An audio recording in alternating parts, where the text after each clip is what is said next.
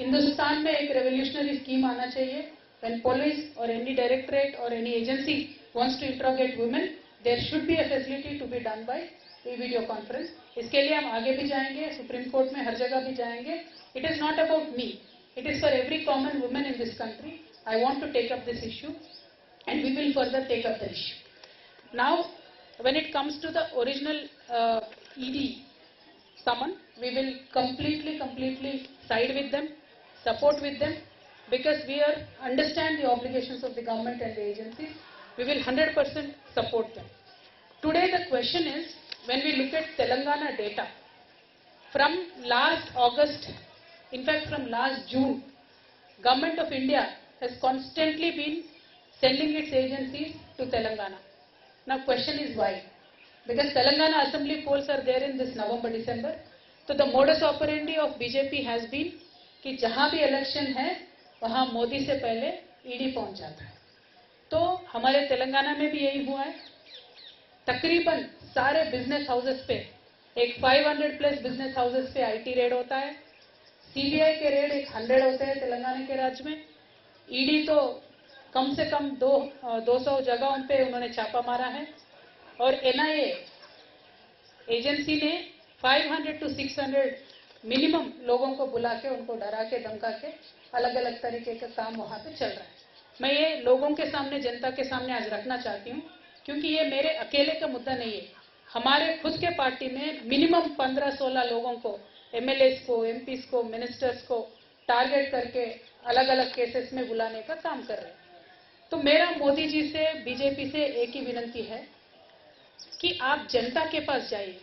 आपने किस तरीके का डेवलपमेंट किया है, तेलंगाना के लिए आपने क्या किया है, देश के लिए आपने क्या किया है, वो बताइए. उनका दिल जीतिए, बाद में इलेक्शन जीतिए.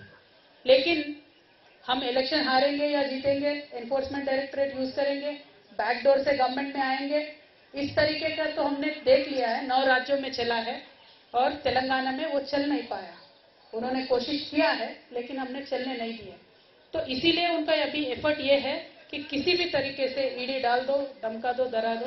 लेकिन हम भी मोदी जी से और भारतीय जनता पार्टी से और पूरे देश की जनता से बता दें कि हम डरने वालों से नहीं हैं.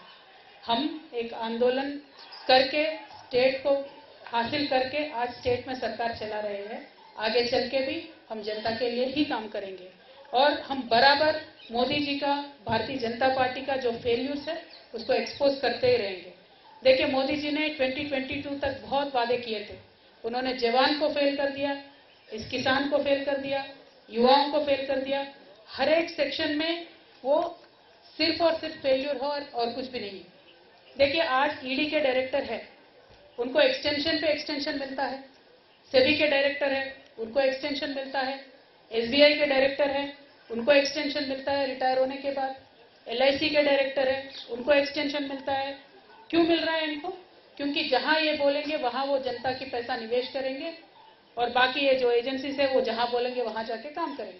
तो मैं सिंपल सवाल भारतीय जनता पार्टी से पूछती हूँ, अग्निवीर में आप जो लोगों को, युवाओं को ले रहे हैं, उनको एक्सटेंशन दीजिए पहले. क्यों नहीं मिलेगा उनको एक्सटेंशन? क्यों ले रहे हो आप उनको 4 साल को? 4 साल के लिए उनको क्यों ले रहे? 4 साल के लिए आप उनको लोगे, ट्रेनिंग दोगे, बाद में रास्ते पे छोड़ दोगे क्या? या जैसे आपके भारतीय जनता पार्टी के नेता बोलते हैं, आपके ऑफिस में चौकीदार की नौकरी पे रखोगे? आर्मी कितना सेंटिमेंटली जुड़ता है देश के साथ, जनता के साथ. पूरा परिवार छोड़ के, जान पे खेल के आर्मी में रिक्रूटमेंट के लिए बच्चे आते हैं.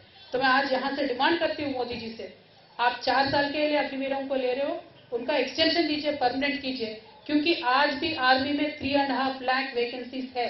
तो मैं इतना ही पूछना चाहती हूँ मोदी जी से, आपके फेल्यूर्स को छुपाने के लिए आप जिन जिन राज्यों में इलेक्शन चल रहा है उन राज्यों में आप जाके ये सारे केसेस डाल रहे हो और हम जरूर इनको फेस करेंगे. देखिए, फ्रेंडली उनके जितने भी पॉलिटिकल पार्टीज होते हैं उन पे कोई रेड नहीं होता है. फ्रेंडली उनके जितने भी बिजनेस हाउसेस है उन पे कोई रेड नहीं होता है. उन सबके लिए तो 7 खून माफ हो जाते हैं. अब अदानी जी ले लीजिए, बाकी बहुत लोग हैं, उन पे तो कुछ नहीं होता है. और आज तो इतना चर्चा है पूरे देश भर में कि देश में डबल इंजन सरकार चल रहा है. और ये 2 इंजन कौन है देश में? एक इंजन प्रधानी है, दूसरा इंजन अदानी है. तो ये हालत आज देश में है. तो ये बच्चा जान चुका है. जिस तरीके से मोदी जी अपने आप को क्लीन बताते थे, साफ बताते थे, वो है नहीं. और श्रीलंकन गवर्नमेंट भी यहाँ आके बोल के गया है कि अदानी जी के लिए आप मोदी जी खुद जाके बोले कि इनको प्रोजेक्ट देना है। तो इस तरीके के सब बात सामने आ रहे हैं। तो ये छुपाने के लिए आप विपक्षों पे ईडी का वार कर रहे हो, वो ठीक है, हम विपक्ष है, जेल लेंगे, हम पॉलिटिशियन हैं, लेकिन जनता पे जो महंगाई का आप वार कर रहे हो ना, वो जरूर आपको आगे इलेक्शन में रिजल्ट दिखाएगा।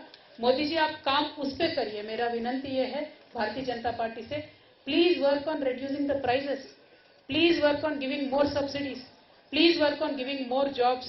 What will you get out of torturing people like us? आप करिए, हम बात करेंगे, हम जरूर फेस करेंगे ईडी को।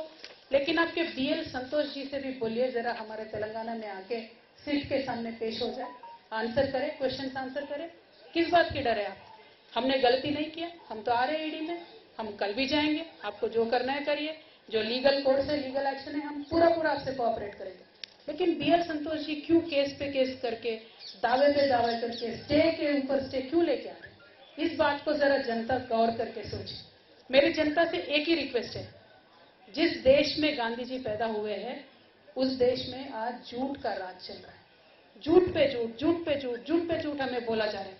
जीडीपी के बारे में झूठ बोलते हैं, डेवलपमेंट के बारे में झूठ बोलते हैं, पार्लियामेंट के हाउस में खड़ा होकर प्रधानमंत्री झूठ बोलते हैं। क्या ये पॉलिटिक्स है? ऐसा पॉलिटिक्स चाहिए? पावर चाहिए तो जनता के पास जाओ, भाई जीतो उनका दिल। ये किस तरीके का पॉलिटिक्स है? हमें सहनशीलता का भी हद होती है। मैं भारत की जनता से इतना ही बोलना चाहती हूं कि वन नेशन वन फ्रंट का सरकार को आप मौका मत दीजिए। जो विपक्ष है उनके बात रखना चाहते हैं, जरा उनको मौका दीजिए। मुझे एक बहुत इंटरेस्टिंग किस्सा याद आ रहा है। महाभारत का युद्ध चल रहा होता है, दुर्योधन जा रहे होते हैं युद्ध में, तो अपने माताजी गांधारी के पास आते हैं और पूछते हैं, माताजी मैं तो संग्राम में जा रहा हूं, मुझे आशीर्वाद दे दो। तो माताजी गांधारी बहुत एक अच्छी लेडी है, स्ट्रांग कैरेक्टर वाली लेडी है। तो दुर्योधन को जानती है, दुर्योधन के तरफ गलत है, तो वो आशीर्वाद कैसे दे दे विजय होने की? तो वो एक आशीर्वाद ऐसा देती है, गांधारी माता बोलती है, ये तो धर्मः ततो जयः, यानी धर्म जिस तरफ है उसका जय हो। आज मैं भी वही बोलती हूँ, धर्म जिस तरफ है उसका ही विजय हो। देखिए, जेल में रखने से कृष्ण भगवान का पैदा होने से किसी ने रोक नहीं पाया। अज्ञातवास में रह के अर्जुन का तो शूरता कभी कम नहीं हुआ। वनवास में जाने के बाद भगवान श्री राम और भी स्ट्रांग हो गए, लोक कल्याण के लिए ही काम कर रहे थे। तो जब जब इस दुनिया में किसी को लगता है कि हम भगवान से पावरफुल है, हम इंसान नहीं है, हम सब कुछ कंट्रोल कर सकते हैं, सारे एजेंसीज को कंट्रोल कर सकते हैं, तब एक प्रिंसिपल ऑफ नेचुरल जस्टिस करके कुछ रहता है, प्राकृतिक न्याय, जरूर वो आगे आएगा। कल को बीजेपी के सरकार जिस तरह से तानाशाही कर रही है इस देश के साथ, पक्का वो न्याय आगे आएगा।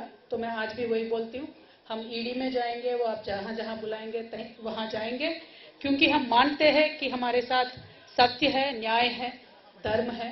तो ये तो धर्मः ततो जयः, हमारे साथ भगवान है। Thank you so much. जय तेलंगाना।